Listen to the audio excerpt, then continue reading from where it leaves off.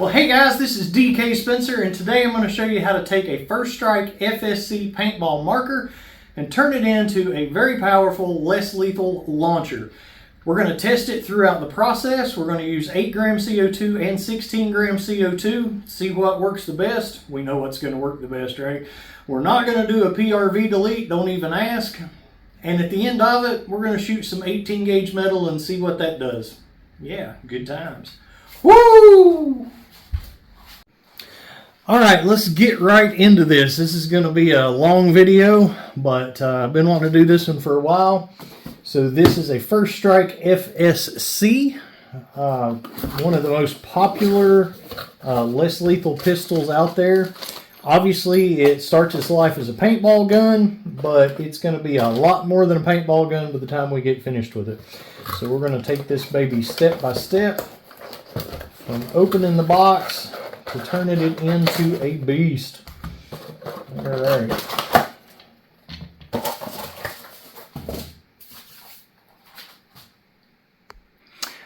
Okay, so coming straight out of the box like this, you're going to have 2 8 gram magazines, okay? With the 8 gram magazine, and I've done this in another video, we're not going to waste time doing it in this one, but if you leave the factory barrel in this, don't change any O-rings, nothing like that, and you just turn up your velocity screw, which is right there, and these come with a Allen key to do that with, so that's how you adjust your velocity on the paintball field. You turn that baby all the way up and you have it lubed properly so you don't blow your O-ring. Hopefully, you're going to get about 25 to 29 joules out of it. If anybody's not familiar with that, joules are a measure of energy. We get that by calculating the weight of the ammunition versus the feet per second that it's pushing them at. So, just a little side note, whenever you're hearing somebody advertise a launcher like the Byrna, and they're saying that it's, 400 feet per second, but they're not telling you what the weight of the ammo is, that doesn't tell you anything whatsoever about the power of it. So 400 feet per second with a 3 gram ball is a lot different than 400 feet per second with a 6 gram ball. So just kind of bear that in mind if you're new to this and not familiar with that. A lot of people try to trap people off by telling them how fast something is without explaining that they're using a really light projectile that doesn't do that much damage when it hits. So, if you do what I just said and just turn it up and don't change any O-rings or anything, you may or may not be okay for a little bit. If you keep it very, very well lubed, a lot of times you're going to be okay and you can shoot it at 25 to 29 joules without a problem. However, upgrading it to a mil-sig style O-ring is going to drastically increase the reliability of it at higher power levels. That's whether you're doing any of the other stuff we're doing or just leaving it just like this. You definitely want to do that. So first thing we're going to do is we're going to take this thing apart. All right, first thing, take the magazines out like we just did. Then you're just going to push in and turn the barrel counterclockwise and pull it out, okay? All right. Once that's done, you've got a screw on the bottom here. I'm going to take that out. You've got a screw that's the same size on the back. You're going to take that out. Then you've got a screw on each side here. These are a little smaller.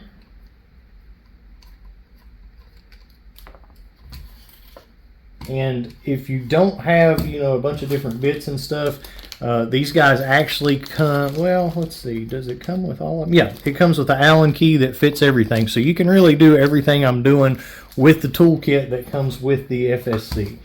It's got 3 Allen keys in there. One is going to fit these on the side, one's going to fit the ones on the bottom, and then the other one, the big one, is going to fit the velocity adjustment.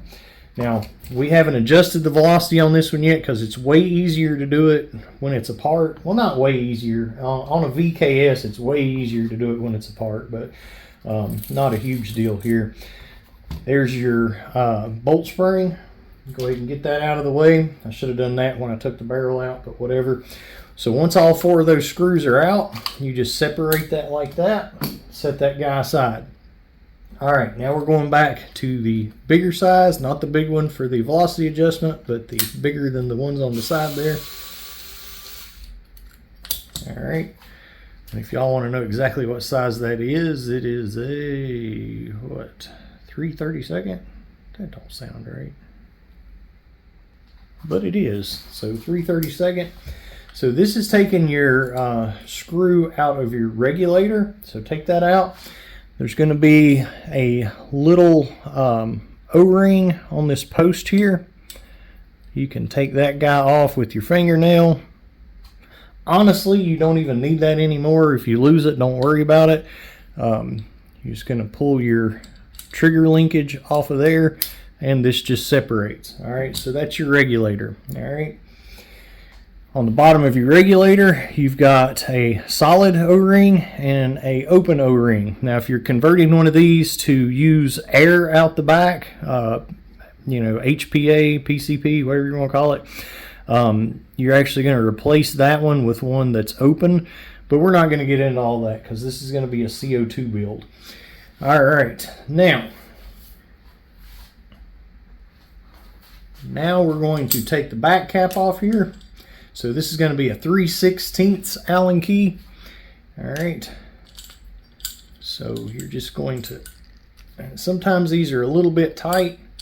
Get you a good grip. Make sure you don't mess anything up. Okay. Take that guy off. Set that aside. All right. Now you're going to reach in here with your finger in this hole here, and you're just going to push that downward, and that is removing your bolt and your heat core. This is your bolt, this is your heat core.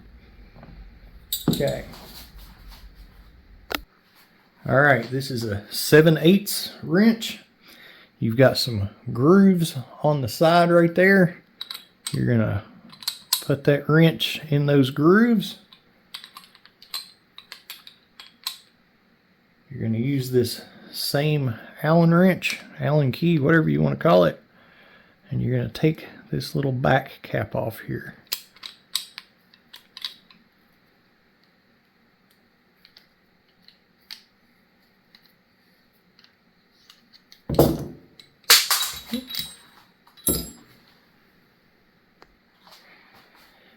And I don't think I've ever seen one like that, but this one actually, that O-ring was in the threads of that. And it is jacked up. That's okay because we're going to put on a chamber cap while we're at it. All right. So the reason we take this off, for this build, we are going to be using a chamber cap. So we had to take that off anyway because the chamber cap is going to replace the little cap that was on there, and it's going to replace this back cap. And that'll all make more sense here in a minute. The other reason, even if you're not putting a chamber cap on it, if you're just changing out your factory O-ring to a mil-sig O-ring, you still want to do that because it makes it a lot easier to work with, okay? So you're going to take you a little dental pick. You want to make sure don't scratch any of your metal or anything, but just reach in there and get behind that factory O-ring like that and pop that guy out, okay? Now, I'm going to show you why, and what I use is the Grimberg mil-sig O-rings, and I'm going to show you why that it's important to change that O-ring to a mil-sig style O-ring, whether you use the Grimberg or not. And hopefully I can show you here, but if you can see, the factory one is rounded, all right? The mil-sig style is flat, so it actually, the grooves that the O-ring sits in, it's going to make a lot more contact, so it's harder for it to come out of those grooves. So it's not just the rounded part of this sitting up in the grooves. So your O-ring does not give you any more power, contrary to some people's belief. The O-ring just allows you to have more power without the factory one popping out of the groove, right? So you're not going to gain any power by this. It's just going to be safer to use it turned all the way up with this one. All right.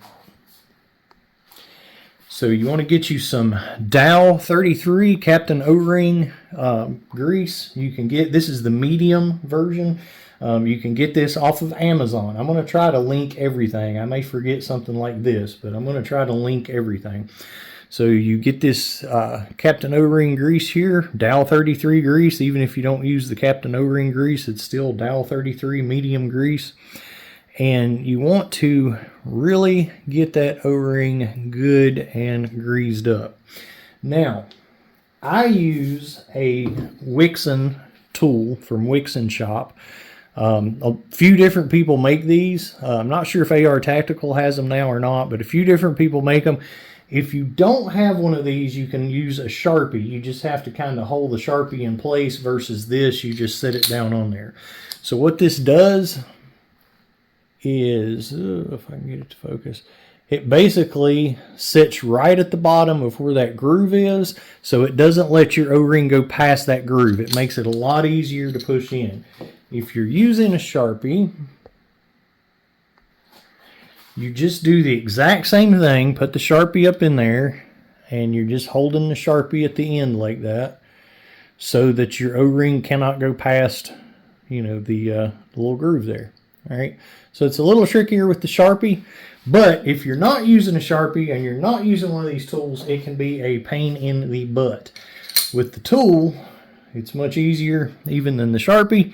You just put the tool in there, take the O-ring and pinch it, get it started down in that groove, just like that. See what I'm doing there? And just push it on in.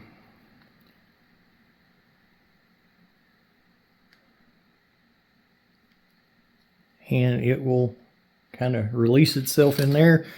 All right, now what you want to do once you do that is you want to take your bolt and you want to slide it on, okay?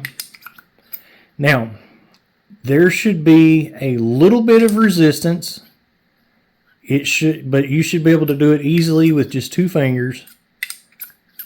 It should go on and off easy. It should go on harder than if it didn't have an O-ring in there, which would just be, you know, gravity would let it fall down. But if you're really having to push it and stuff, then that means your O-ring is not seated properly and it will blow.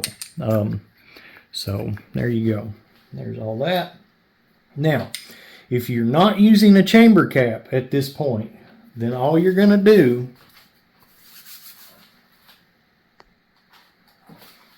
is you're going to put this guy back on, right? And you're going to put everything back together the way we just did, or the way we're getting ready to do, except the chamber cap is going to screw into the back of this and take the place of this. So it's all going to work as one piece versus if you're not using a chamber cap, you're going to put it in there, put everything back together, and then put this on at the end. So I'm going to show you how to do it with the chamber cap, because most people are going to be using chamber caps. And again, it's pretty self-explanatory if you're not using it, how it works. Heck, I'll just show you real quick. So if you're not using one, you're going to put that guy in. I'm not going to tighten it all down and everything. You're going to put your bolt on the front of your heat core. You're going to leave it, you're going to put it just where it catches the O-ring. So it's going to be pre-advanced, right? You're going to put it in this hole. You're going to just push it in until it's kind of flush like that. You want to make sure that is pushed forward. Again, that's called advancing your bolt. And then you're going to put your regulator back together like that. Put all your screws back in, and you're going to screw this cap on the back of it just like where it came. Doesn't matter at what stage you do that, as long as you do that before you put the barrel and the spring back in. I would suggest going ahead and doing it right off the gate, maybe even before you put the regulator back on. Now, a very common mistake that people make is not pre-advancing that bolt. if that bolt is not in the forward position when you put this regulator on, then when you put your barrel and your spring in, it does not cock it, so it will not work. So that is extremely important and something people miss all the time. All right, so we're going to go ahead and do a chamber cap. Again, without the chamber cap, the O-ring did not change any power. With the factory barrel, you're looking at 25, 29 joules. All right, so we're going to take this guy off, and we're going to install a chamber cap from AR Tactical. Okay. And what this does is this increases the amount of volume in your heat core. So this just goes right on the back of it, just like that. And, all right, so we'll go ahead and take the bolt off, put our 7/8 wrench back in that little groove there.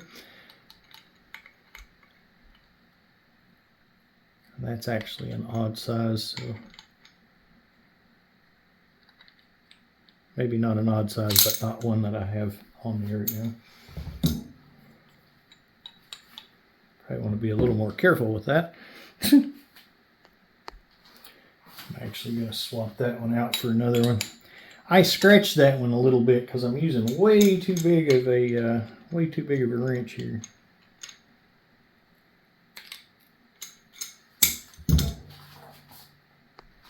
Okay. Went and got me a more appropriate size out of the garage. I moved all my tools up there, and I'm just kind of bringing down the stuff that I use here. So, all right. So, screwing this guy onto the back of the heat core.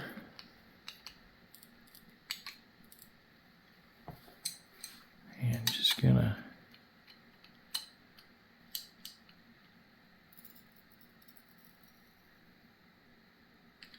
snug it with that. Okay. Exact same thing as we did before. Gonna just drop it on there like that.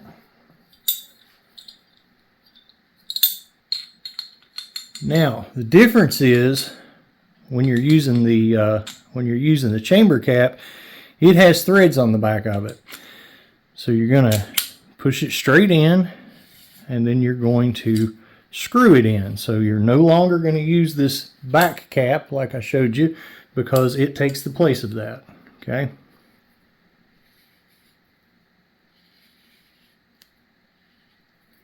And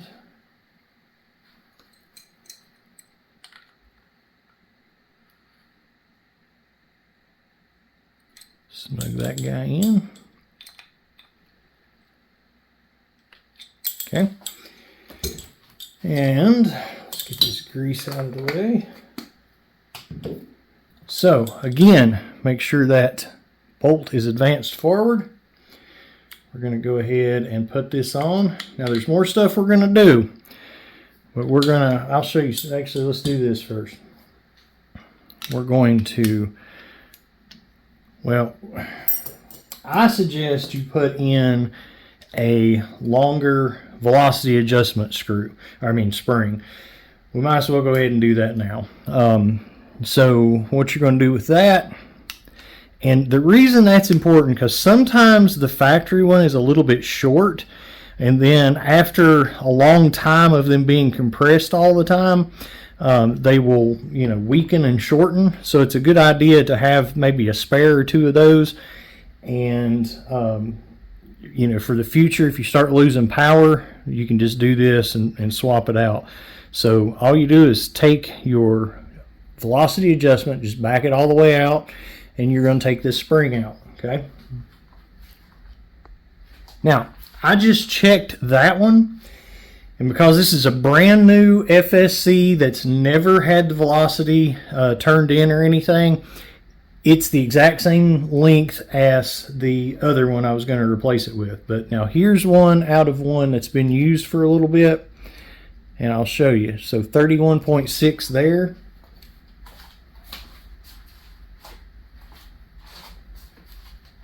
and then here is the replacement one, so 32.9. So it's giving that extra length. We're going to put the upgraded one in it, but just to show you one that's actually been compressed and stuff for a while.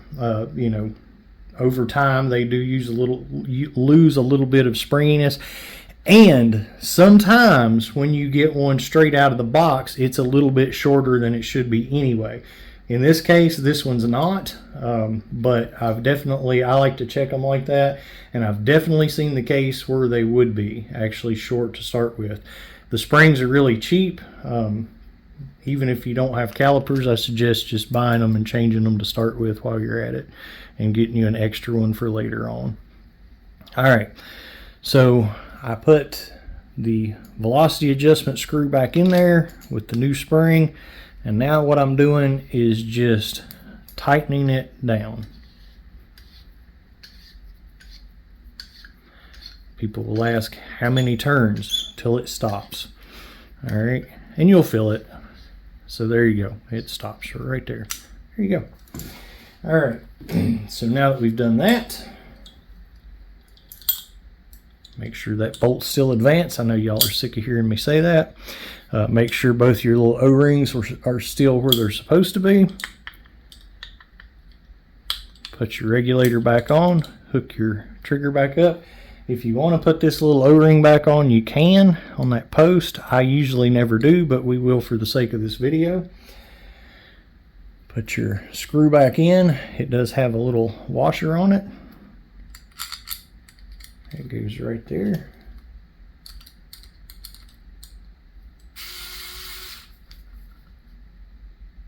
Snug that guy down. Snap this back together. The one that's flat goes on the back.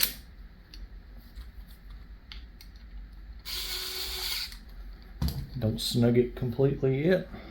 The rounded one goes to the front.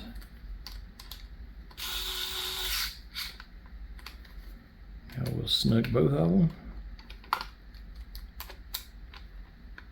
It's a good idea to periodically check those and make sure that they are tight. We're going to put these two guys back in. I won't make you watch that. It's just going right back there. All right, so that was those little guys on either side that I just replaced. Now, we've got an AR Tactical bolt spring. I'm going to take that out. Just drop it right down in there. And for now, we're going to throw the factory barrel back in it. Okay, there we go. All right, we got some of these 10-gram AR Tactical Joules rounds. So it's always a good idea to make sure ammo fits in your barrel. You should be able to drop it down your barrel and it drop back out. Factory barrel's pretty big, so not usually a big deal there. And I'll try not to make this video ridiculously long, but I know somebody's going to want to know, because like I say, I've done videos before doing one of these with no mods done to it, so you can watch that. I'll try to put a link in the description for that. So there's no point in rehatching all that stuff, but so 9.82, 9.85, 9.80, 9.84, 9.8. We'll call it 9.8 just to make it easy. So 9.8. A lot of times what I like to do is, just because these things are not lubricated really from a factory, take you some DuPont silicone spray, a couple sprays up in there. All right, just up, you'll see, you know, into the barrel part there. A couple sprays down in there. And I've been using the ambergris from Grimberg. So far, really liking this stuff. What you're going to do on a new magazine and anytime that you're basically anytime you're putting new CO2 in a magazine. Really good idea to do this. All right, so let's get this baby undone here. We're just going to test this with the 8 gram and just see. So, what did I put that CO2? All right, so what you want to do is take your CO2. This stuff is real thick, but put you a drop right on the top of your CO2. Drop your CO2 into the magazine, keep it upright, and thread it up into where it's going to pierce. Okay, obviously don't pierce it yet. And then what else I do, and whoa, dang it. Well, poo on a stick. Made a mess. So anyway, be more careful than that. Like I say, this stuff's kind of stringy and stuff. But put you a drip right there, and that's where your little valve goes into your regulator, or your little valve from your regulator goes into that. All right, so we've got that. With balls, you're supposed to lock your magazine down like that. 1, 2, 3, 4, 5, 6.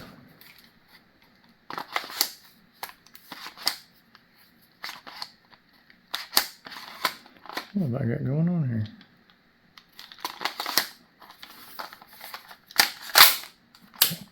I don't know. Anyway, all right, so there's that.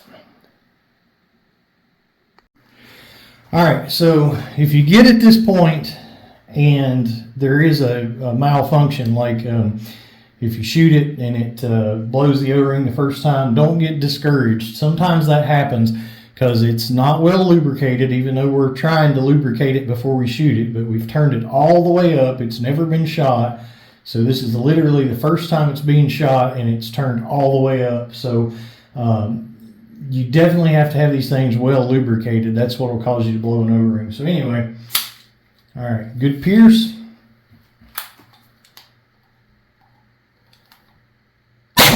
Good Lord. All right, so 284. That was loud. All right, so that is 36.52 joules, okay? Now, I'll tell you what, let's do something just for fun. Now, for anybody that doesn't know, whenever you eject the magazine from these, 2 balls are going to fall out. That's just how it's made. A lot of other launchers do the exact same thing. There's nothing wrong with it. That's just how it works. All right. All right, so a couple things. When you're testing CO2, after you shoot it the first time, the thing gets cold, especially if you do more than one shot. So your next shot is not going to be as strong. Well, all right, let me explain what I'm saying here, because that goes 2 different ways. All right, obviously when you're shooting multiple shots out of the same CO2, there's a finite amount of CO2. With each shot, the CO2 gets colder and more empty. So obviously each shot's going to drop off. Everybody gets that. The thing that some people don't understand, though, is if I put a brand new CO2 in this thing after I just shot a CO2 through it, the internals of the launcher, the valve in the magazine, the mag body from being sitting against the freezing cold CO2, everything is way, way, way colder. So the next time you shoot it, it's not going to have as much power as it did the first time, unless you let it warm completely back up to room temperature. So this is going to be a little less powerful than that one was. So just to recap, though, we're at 36 point whatever joules on a factory barrel with an 8 gram mag, with nothing done to it but the O-ring for reliability and the chamber cap and the 2 springs, okay? And the bolt spring is not going to make as much difference at lower power like this as it is when we get into the longer barrel and everything. So just for the fun of it, I'm going to put a Byrna Kinetic in the top here, just to show you guys the CO2, or the the CO2, just to show you guys the difference in velocity with something that weighs, these are like 3 grams, I think. So 434. All right. Now, it's real important with these guys, do not leave them pressurized. Go ahead and drop that magazine and let that pressure off. You do not want to keep, because this is a lot of pressure. This isn't like a BB gun or a pellet gun that you can just leave the CO2 pierced indefinitely. If you leave the CO2 pierced and inserted in one that's set up like this for any length of time, and I'm talking like it's okay a few minutes and stuff like that, but a few hours is bad, all right? It will blow that O-ring usually the first time you shoot it. So do not leave these pierced. You can leave the magazine pierced if you want to, but once it's inserted in there and that pressure's against that O-ring, that's bad. So with that Byrna Kinetic, we were only hitting 25 joules with that.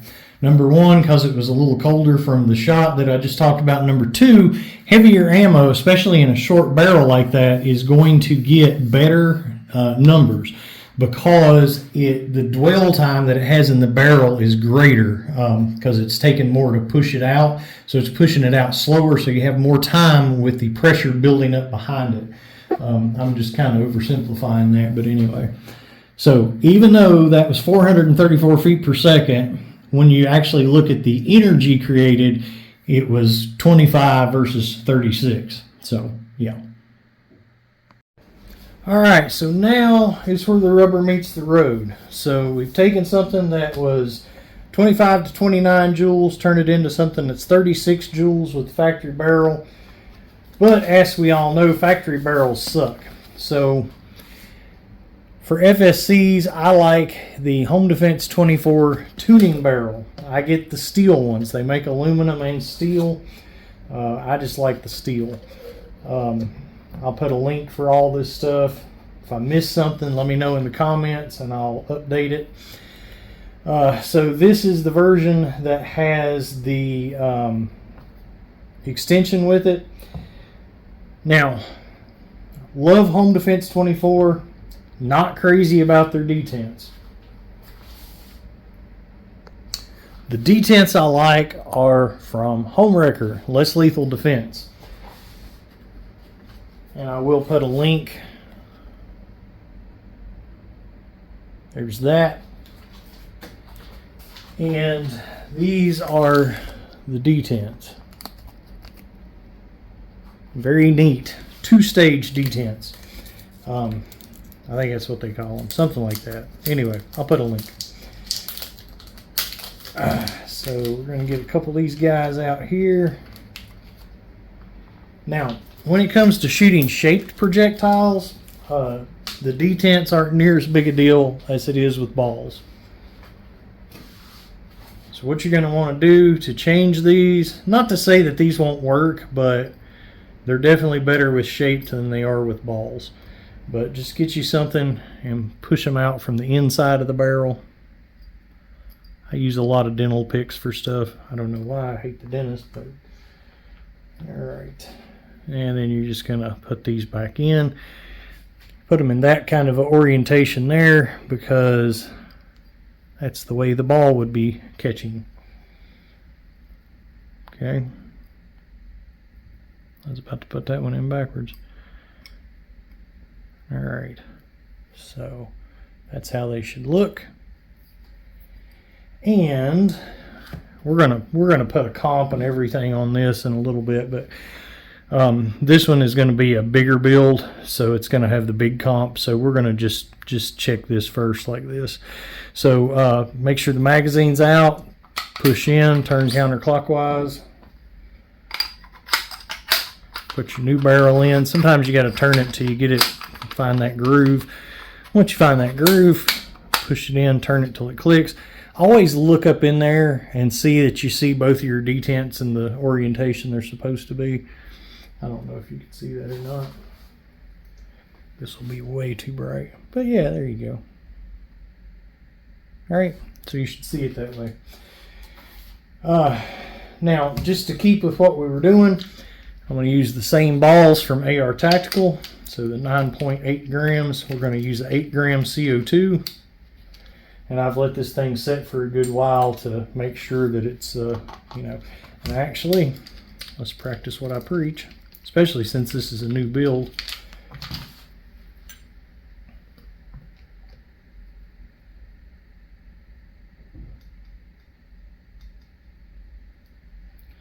Put a little drop on top of there.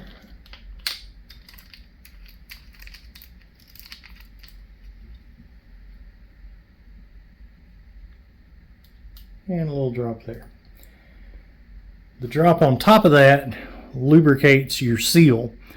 And some oil should go up through and get into the regulator and everything. But I've started doing a drop there too, just because that ensures that we're getting oil into the regulator and into the system. All right, so there we go. Let's find out. Actually, real quick before we do that, we need to make sure these balls are going to work. Yep, they're working. Yep, cool. So just a couple things real quick that you need to know about one of these. Number one, I've already told you, don't leave them pierced with the magazine in for any extended period of time. Number two, do not shoot mag after mag in these without a rest. Everything gets really, really cold because you're pushing a lot of CO2, and as you see, CO2 cools off really fast. What'll happen is your O-rings and stuff on the inside of this will get really cold and they will shrink, and then they will come out of the grooves and you'll blow an O-ring. Okay. Number three, like what you're seeing me doing, always check to make sure your balls are not too big for the barrel you're shooting them in. There's definitely different size barrels available and different size balls available. It's a surefire way to mess something up if you shoot a ball that's too big for the barrel. And always lubricate it. Very important. Another good way to blow an O-ring is to run one dry. What were we at? 284 and 36.5 something joules before. Exactly like this, just the only difference is the barrel. Okay, get ye old chrono. Now we're up to 330.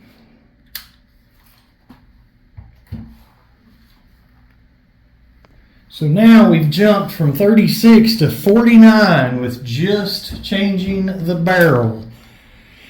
Right? Our second shot obviously is going to be a little less, so 298. So we're still above the 36 with that. Let's let this baby warm back up and we'll keep going. All right, so, and I'm not doing a whole lot more testing as far as, more shots other than just the first shot, because we're just on an 8 gram CO2. This is going to be a 16 gram build.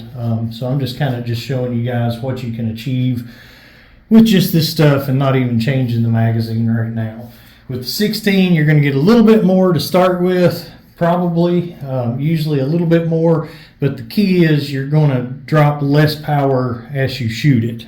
With 8 gram, the power is going to be on a very steep decline because you're using a whole bunch of CO2 with each shot, and there's not a lot in an 8 gram. Well, quite frankly, there's half as much as there is in a 16 gram. And another big reason that I'm not, shooting the entire mag full and chrono in it is because I'm having to let this thing warm back up to let it be an accurate test.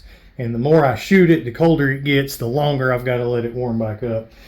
So if we were going to use this setup right here, then Home Defense 24 also has the comps that fit their barrels. So that's what it's going to look like if you wanted to do that setup.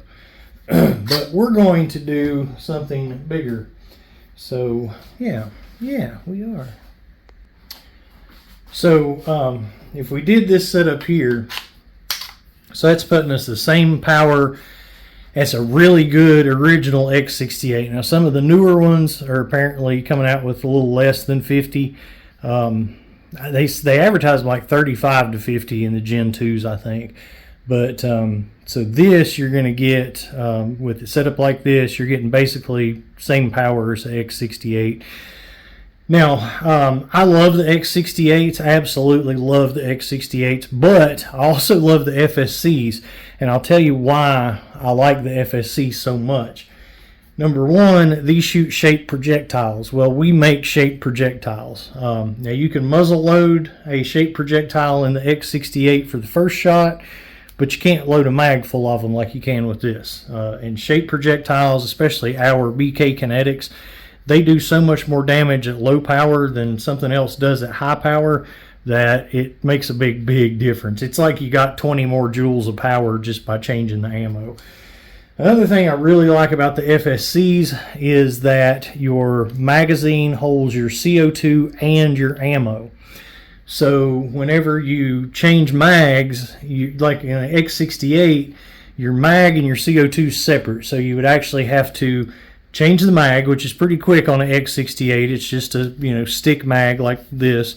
But then your CO2, you got to unscrew the thing, put another one in, screw it back in, da da da.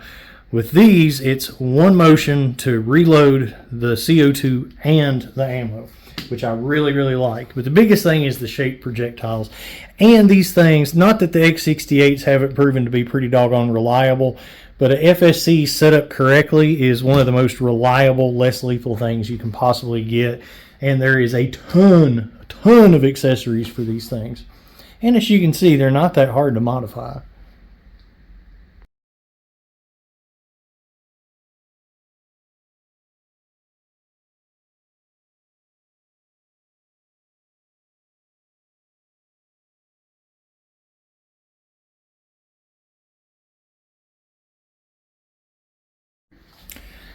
Alright, so what we're going to do now is we're going to add the barrel extension. So you just unscrew your thread protector, screw your barrel extension on,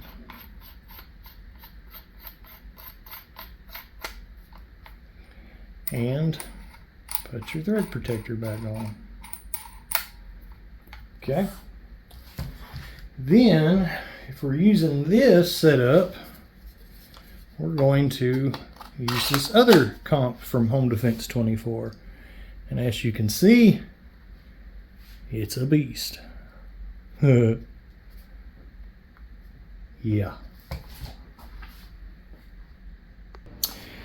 Now I'll show you guys real quick because we're gonna leave this comp on anyway. So the way you're gonna change that is you're going to remove this screw from here, and you're just going to slide the comp on, and then these come with a longer screw, and you're going to install it.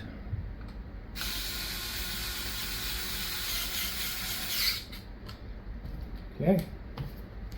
Now, one thing to note, depending on the screw, usually these are pretty good, but yeah, it's still good. Sometimes you put a comp on and that screw's a little, not necessarily theirs, but just in general, if you put a comp on and the screw you're using is a little bit too long, it might not let you change the barrel easily and you need to back it out a little bit. This one, obviously, not a problem. So there's that. So just to kind of keep with what we're doing, let's still check this with, and I've not let it set too much. You could probably stand to warm up a little bit more for a super accurate test, but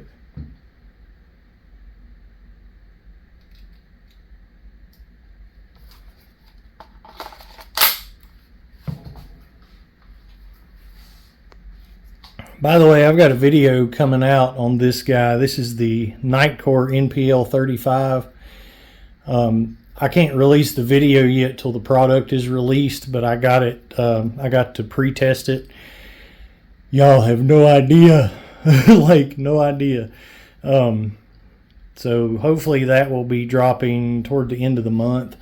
But if you're about to buy a full-size pistol like, these fit great on the X68.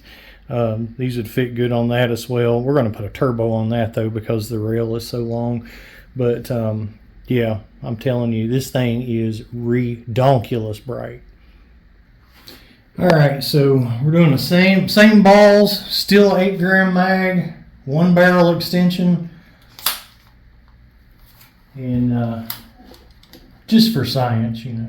And I didn't let it warm up as much as I should have. 370. Let's see what that was. So we're at 62 on 8 grams. So, you know.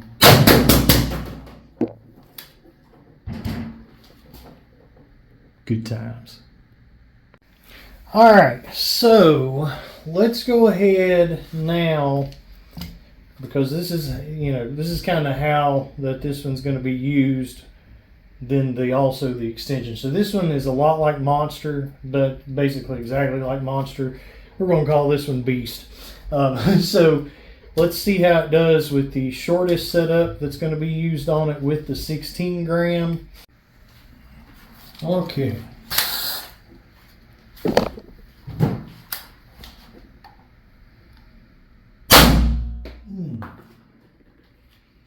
$390.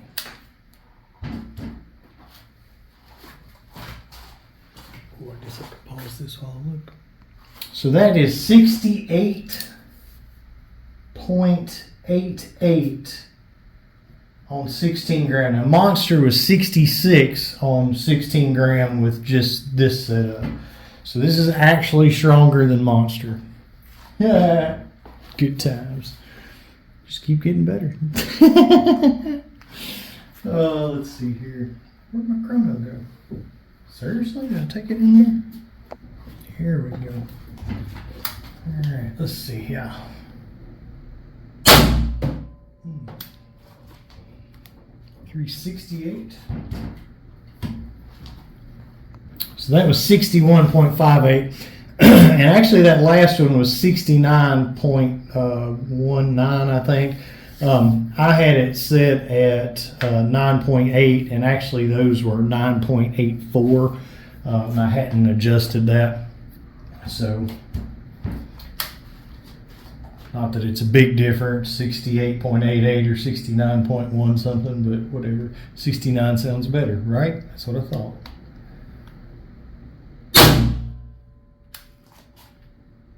So 344. All right, so that's 53.81.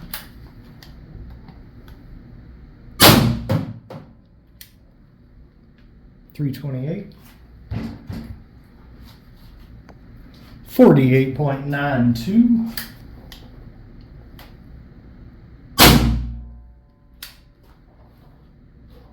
$314. Had to clean out my trap. All right, so that was 44.83. All right, 3. Whoop. Come on, guy. That makes me mad. I know you can see it, but it's the principle. Here we go, 310. Thing's being stupid right now. So that is 43.7. 43.7. 302. Come on, guy. What is wrong with this thing?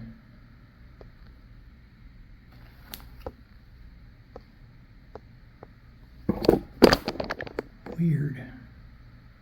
All right, so that's 41.47. And shot number 8. 296. Really, dude. 296. I don't know what kind of weird mode I've got this on. I don't have my focus locked.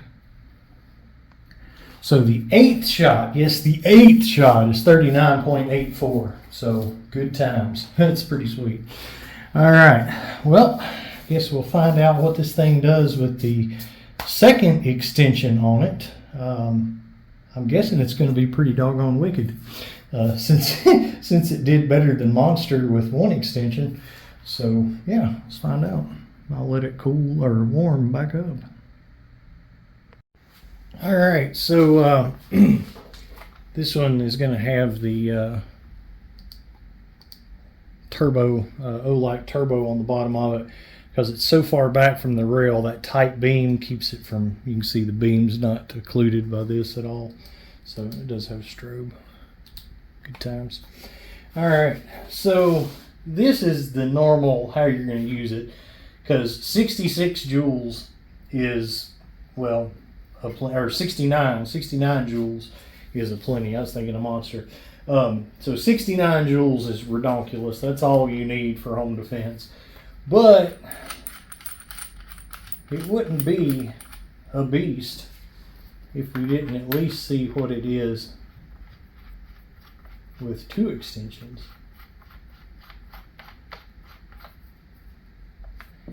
I bet it's going to be 80. I'm hoping for 80.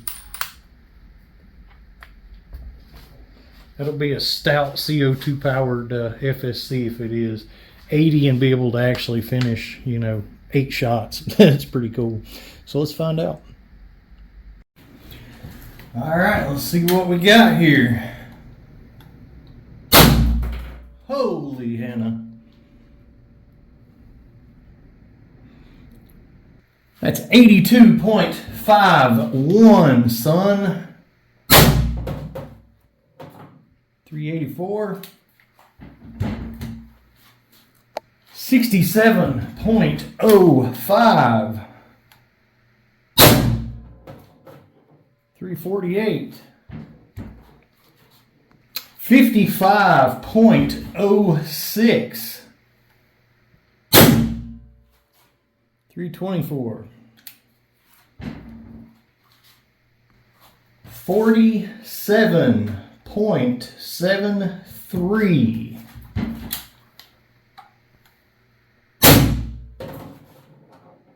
308. All right, so that was 43.13. 306. All right, that's 42.58. 296. All right, 39.84. And 296 again. I think that's what the last one was. All right, so yeah, same again, 39.84 on the last shot of 8 shots. Good freaking times. All right, so that is 18 gauge. Definitely tougher than a cookie sheet. We've got, and by the way, I really like those 10 gram AR tactical balls. That's the best numbers I've hit on one of these builds. So, but we're going to do a little damage testing for the end of the video. So I've just got some random size and color BK Kinetics in there. Brenda won't let me shoot the good stuff. I just have to pull out of the bin. So, yeah. So we're about 6 feet away.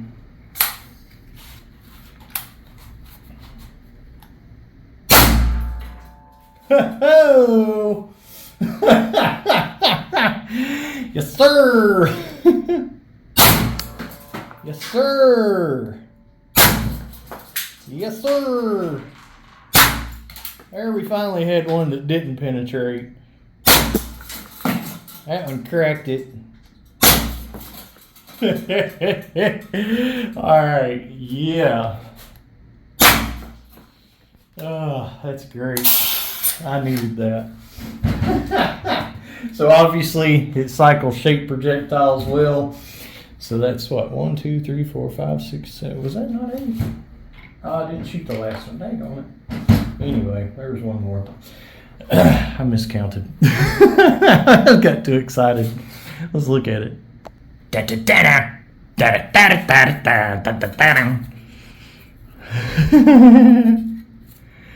That's sick. Sick. That's tough stuff right there, son. Glenn from Less Lethal Ballistics introduced me to this. And the shipping on it kind of sucks. So if you buy some, buy bulk.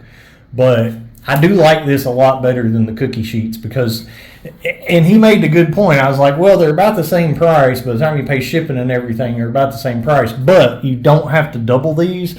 So, you know, down 50 joules and like that, you're not even going to penetrate this stuff. So you can do good damage testing because usually anything over, you know, 30 with a cookie sheet, you're going to penetrate a single one. That's why I always do the 2-panners and stuff. So, yeah, something going through this, serious.